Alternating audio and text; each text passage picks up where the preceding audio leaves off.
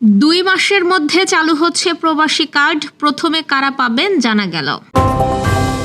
হামের চেয়ে নিউমোনিয়ায় মৃত্যু বেশি, প্রতিদিন প্রাণ হারাচ্ছে 70 শিশু। মেট্রো রেলের ভাড়ায় 25% ছাড় পেতে যাচ্ছেন নির্দিষ্ট যাত্রীরা।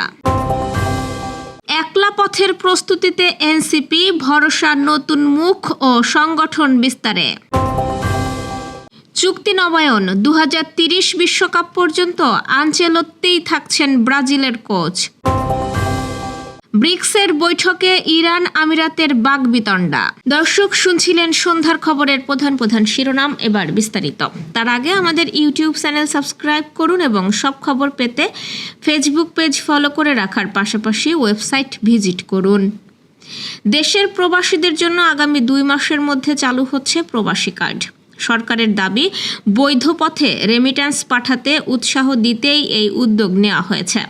প্রাথমিকভাবে যাদের বিএমইটি কার্ড রয়েছে তারাই সবার আগে এই প্রবাসী কার্ড পাবেন। পরে নতুনরাও নিবন্ধনের মাধ্যমে কার্ড নিতে পারবেন।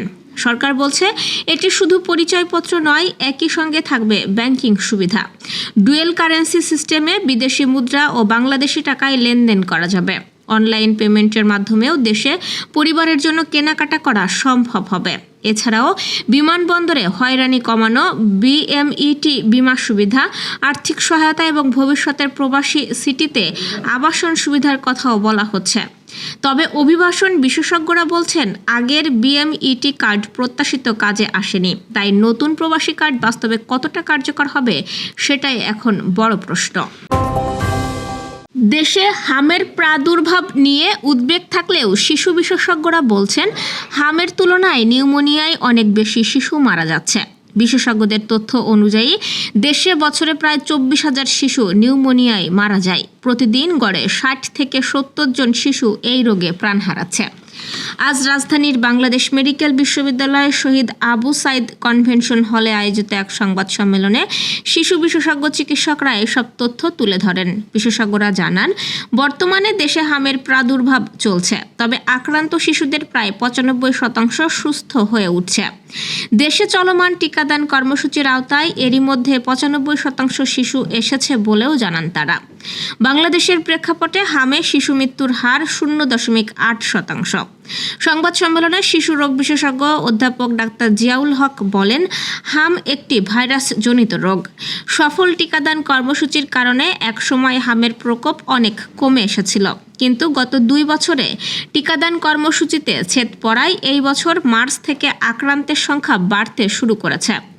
তিনি জানান, চলতি বছরের 15 মার্চ থেকে 14 মে পর্যন্ত 2 মাসে 54,419 জনের মধ্যে হাম ও হাম সদৃশ উপসর্গ শনাক্ত হয়েছে। এর মধ্যে 70 জন হামে এবং 369 জন হাম সদৃশ উপসর্গ নিয়ে মারা গেছে।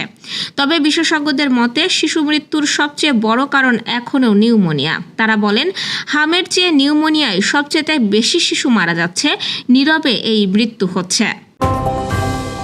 আগামী 2026-27 অর্থ বছরের বাজেটে মেট্রো রেলে ভ্রমণের ক্ষেত্রে 65 বছর বা তার বেশি বয়সী ব্যক্তি এবং প্রতিবন্ধীদের জন্য ভাড়ায় 25% ছাড় দেওয়ার পরিকল্পনা করছে সরকার। এতে বছরে প্রায় 12 কোটি টাকা রাজস্ব কমতে পারে, যা ডিএমটিসিএল এর মোট টিকিট আয়ের প্রায় 3%। পরবর্তী ধাপে শিক্ষার্থীদের জন্য মেট্রো রেলে ভাড়া ছাড় দেওয়ার পরিকল্পনা রয়েছে সড়ক পরিবহন ও সেতু মন্ত্রণালয়ের। তবে শিক্ষার্থীদের ক্ষেত্রে ছাড় কার্যকর করা হবে ডিএমটিসিএল এর রাজস্ব আয় ও পরিচালন সক্ষমতার বিষয়ক বিবেচনায়। বয়স্ক ও প্রতিবন্ধীদের ভাড়ায় 25% ছাড় দেওয়ার বিষয়ে অর্থ মন্ত্রণালয়ের সম্মতি চেয়ে ইতোমধ্যে চিঠি দিয়েছে সড়ক পরিবহন ও মহাসড়ক বিভাগ। বর্তমানে 65 বছরের বেশি বয়সী ব্যক্তি ও প্রতিবন্ধীরা মেট্রো রেলের একক যাত্রার টিকিটের 15% ছাড় পান। এছাড়াও যুদ্ধাহত মুক্তিযোদ্ধাদের জন্য মেট্রো রেলে বিনামূল্যে ভ্রমণের সুবিধা রয়েছে। বিএনপির নির্বাচন ইস্তেহার এবং বর্তমান সরকারের 180 দিনের কর্মপরিকল্পনায় 65 বছর বা তার বেশি বয়সী যাত্রী ও প্রতিবন্ধী বা বিশেষ চাহিদা সম্পন্ন ব্যক্তিদের জন্য ভাড়া আরও কমানোর প্রতিশ্রুতি রয়েছে। এর অংশ হিসেবে তাদের জন্য 25% ভাড়া ছাড়ের সিদ্ধান্ত নেওয়া হয়েছে বলে জানিয়েছে সড়ক পরিবহন ও সেতু মন্ত্রণালয়। মন্ত্রণালয়ের চিঠিতে বলা হয়েছে, প্রতিবন্ধী বা বিশেষ চাহিদা সম্পন্ন ব্যক্তিরা সমাজ কল্যাণ মন্ত্রণালয়ের আওতাধীন সুবর্ণ পরিচয়পত্র দেখিয়ে এবং 65 বছর বা তার বেশি বয়সীরা জাতীয় পরিচয়পত্র প্রদর্শনের মাধ্যমে এই সুবিধা পাবেন। তবে CSR বিষয়ে জাতীয় কোনো নীতিমালা না থাকায় এই নির্দেশনা কতটা বাস্তবায়ন হবে তা নিয়ে সংশয় রয়েছে মন্ত্রণালয়ের কর্মকর্তাদের। স্থানীয় সরকার নির্বাচন সামনে রেখে এককভাবে মাঠ গোছাচ্ছে জাতীয় নাগরিক পার্টি বা এনসিপি। ইতোমধ্যেই বিভিন্ন সিটি কর্পোরেশন, উপজেলা ও পৌরসভায় প্রার্থী ঘোষণা করেছে দলটি। তবে শেষ পর্যন্ত জোট হবে নাকি এককভাবে নির্বাচন করবে সেই সিদ্ধান্ত নির্বাচনের আগেই নেওয়া হবে বলে জানিয়েছে নেতারা। এনসিপির দাবি, সংসদ নির্বাচনে সময়ের স্বল্পতা ও দুর্বল সাংগঠনিক ভিত্তির কারণে প্রত্যাশিত ফল আসেনি। তাই এবার আগেভাগেই প্রার্থী ঘোষণা করে মাঠে সক্রিয় করা হচ্ছে নেতাকর্মীদের। দলের ভেতরে মতভেদও আছে। একাংশ মনে করছে এককভাবে নির্বাচনে গেলে নিজেদের শক্তি দুর্বলতা বোঝা যাবে। অন্য অংশের মতে এখনও জোট ছাড়া শক্ত অবস্থানে যাওয়া কঠিন। এদিকে জামায়াতও একক নির্বাচনের প্রস্তুতি নেওয়ায় দুই দলের দূরত্ব বাড়ছে। বিশেষ করে ঢাকা দক্ষিণ সিটিতে প্রার্থী নিয়ে টানাপোড়েন আলোচনায় এসেছে। পাশাপাশি দল সম্প্রসারণেরও জোর দিচ্ছে এনসিপি। বিএনপি, এবি পার্টি, গণ অধিকার পরিষদ এমনকি অপরাধে জড়িত নন এমন আওয়ামী লীগ ঘরানার নেতাদেরও দলে টানার চেষ্টা চলছে। দলটির আশা, নতুন মুখ ও তৃণমূল সংগঠন বিস্তারের মাধ্যমে স্থানীয় নির্বাচনে তারা শক্ত অবস্থান তৈরি করতে পারবে।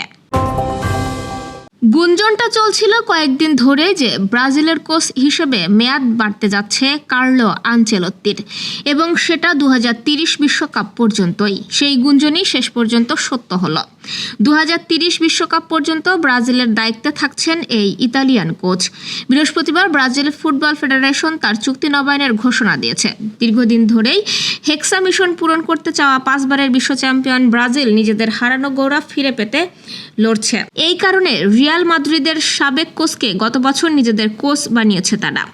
আনচেলত্তি বলেন, প্রথম মিনিট থেকেই বুঝেছি এই দেশে ফুটবল কী অর্থ বহন করে। গত 1 বছর ধরে আমরা ব্রাজিল জাতীয় দলকে বিশ্বের শীর্ষে ফিরিয়ে আনতে কাজ করে যাচ্ছি। ইউরোপিয়ান ফুটবলে একাধিক ক্লাবের কোচের দায়িত্বে ছিলেন তিনি। রিয়াল মাদ্রিদ, এসি মিলান ও চেলসির কোচের দায়িত্ব পালন করেছিলেন। যদিও ব্রাজিলকে দিয়েই জাতীয় দলের কোচ হওয়ার অভিষেক হয়েছে তার। আনচেলত্তির অধীনে ব্রাজিল এখন পর্যন্ত 10 ম্যাচে জিতেছে 5টিতে, ড্র করেছে 2 ম্যাচ ও হেরেছে 3 ম্যাচে। ব্রিক্সের বৈঠকে ইরান ও সংযুক্ত আরব আমিরাতের পররাষ্ট্রমন্ত্রীদের মধ্যে তীব্র বাকবিতণ্ডা হয়েছে। বৈঠকে ইরানের পররাষ্ট্রমন্ত্রী আব্বাস আরাগচি অভিযোগ করেন, তার দেশের বিরুদ্ধে সামরিক অভিযানে সরাসরি জড়িত ছিল আমিরাত। রয়টার্স বলছে, বৃহস্পতিবার ভারতের নয়াদিল্লিতে অনুষ্ঠিত বৈঠক নিয়ে এমন তথ্য জানিয়েছে ইরানের রাষ্ট্রীয় গণমাধ্যম। ইসরায়েলের প্রধানমন্ত্রী বেনিয়ামিন নেতানিয়াহু সম্প্রতি ইরান যুদ্ধ চলাকালে আমিরাত সফরের দাবি করার পরদিনই এই উত্তেজনা প্রকাশ্যে আসে। তবে আমিরাত নেতানিয়াহুর ওই দাবি অস্বীকার করে। এর আগে আরাগচি বলেছিলেন, ইসরায়েলের সঙ্গে মিলে বিভাজন সৃষ্টির চেষ্টা করা ব্যক্তিদের জবাবদিহির মুখোমুখি হতে হবে। বৃহস্পতিবার ব্রিক্সের বৈঠকে আমিরাতের প্রতিনিধির বক্তব্যের জবাবে আরাগচি বলেন, ঐক্যের স্বার্থে আমি আমার বক্তব্যে আমিরাতের নাম উল্লেখ করিনি, কিন্তু সত্য হলো আমার দেশের বিরুদ্ধে আগ্রাসনে আমিরাত সরাসরি জড়িত ছিল। হামলা শুরু হওয়ার পর তারা নিন্দাও জানায়নি। তবে আমিরাতের প্রতিনিধি ঠিক কী মন্তব্য করেছিলেন তা ইরানের রাষ্ট্রীয় গণমাধ্যম স্পষ্ট করেনি। খবরে বলা হয়, আরাগচি আরও দাবি করেন, যুক্তরাষ্ট্রের সামরিক ঘাঁটি বা ইসরায়েলের সঙ্গে জোট আমিরাতকে নিরাপত্তা দিতে পারেনি। তিনি আমিরাতকে তেহরানের প্রতি তাদের নীতি পুনর্বিবেচনার আহ্বান জানান। তিনি বলেন, আমাদের শান্তিপূর্ণভাবে পাশাপাশি বসবাস করতে হবে, আর এজন্য দুই দেশের মধ্যে শান্তিপূর্ণ সম্পর্ক ও পূর্ণ বোঝাপড়া প্রয়োজন। গত 28 ফেব্রুয়ারি যুক্তরাষ্ট্র ও ইসরায়েলের ইরানের ওপর হামলা চালানোর পর যুদ্ধ শুরু হয়। জবাবে তেহরান উপসাগরীয় বিভিন্ন দেশে থাকা মার্কিন ঘাঁটি ও অন্যান্য লক্ষ্যবস্তুতে ক্ষেপণাস্ত্র ও ড্রোন হামলা চালায়। ইরানি গণমাধ্যমে প্রশ্ন উঠেছে, ইরান ও আমিরাতের মতপার্থক্যের কারণে ভারতের ব্রিক্স বৈঠক শেষে যৌথ ঘোষণাপত্র প্রকাশ করা সম্ভব হবে কিনা। উপপররাষ্ট্রমন্ত্রী কাজেম গারিবাবাদি বলেছেন, আমিরাতের উপস্থিতির কারণে সেখানে সমস্যা ও জটিল যোগাযোগ পরিস্থিতি তৈরি হয়েছে। দর্শক, এই ছিল সন্ধ্যার আয়োজন। রাতের খবর দেখার আমন্ত্রণ রইল। এতক্ষণ সাথে থাকার জন্য ধন্যবাদ।